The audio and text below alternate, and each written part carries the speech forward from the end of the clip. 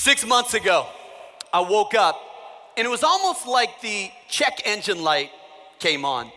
Wear and tear of the last couple of years took a toll. Leadership is hard under normal circumstances. Throw in a pandemic, racial tension, political polarization. We feel it in DC where I am. Cynicism and skepticism because of high-profile leaders failing and falling, mental health crisis, 1/3 of Americans anxious or depressed. Is it any wonder that 18% of leaders say that they feel qualified to lead? And I want to know who those 18% are. I have never felt less qualified as a leader and as a communicator. No matter what I say, it's never enough and it's always too much. So I wake up, check engine light is on.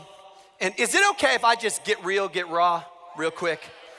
Here's what I write in my journal 6 months ago. I'm spent. Feels like I'm running on fumes.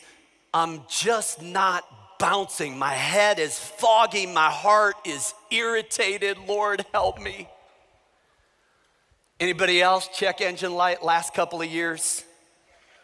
Now, I don't know what you did. Here's what I did. One, I got counseling.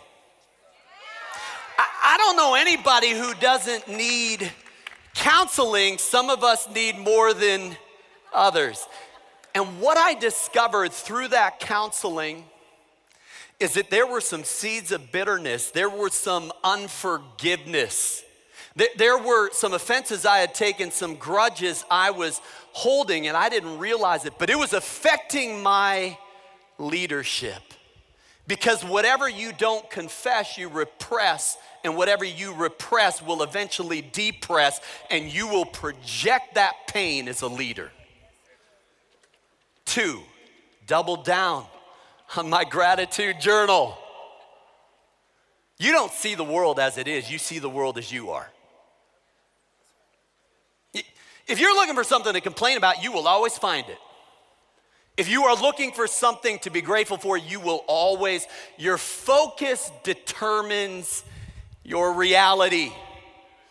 At the base of the brainstem, there's this cluster of cells called the reticular activating system that determines what we notice and what goes unnoticed. A gratitude journal sanctifies that reticular activating system. And so I got some counseling. I doubled down on that gratitude journal and I deleted some words from my vocabulary. Not those words. They weren't 4 letters.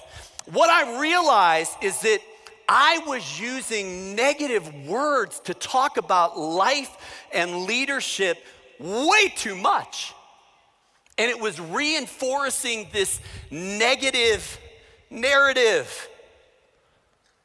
I was speaking it into existence. I was making it harder than it had to be. The power of life and death is in the, according to the constructive conception of language, our words don't represent the world objectively. Our words create the world subjectively. Simply put, words create worlds.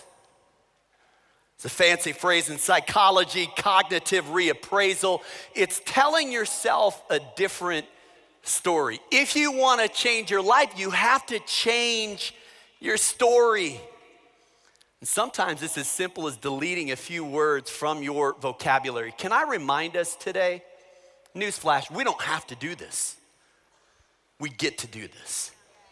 And the difference between have to and get to is loving leadership.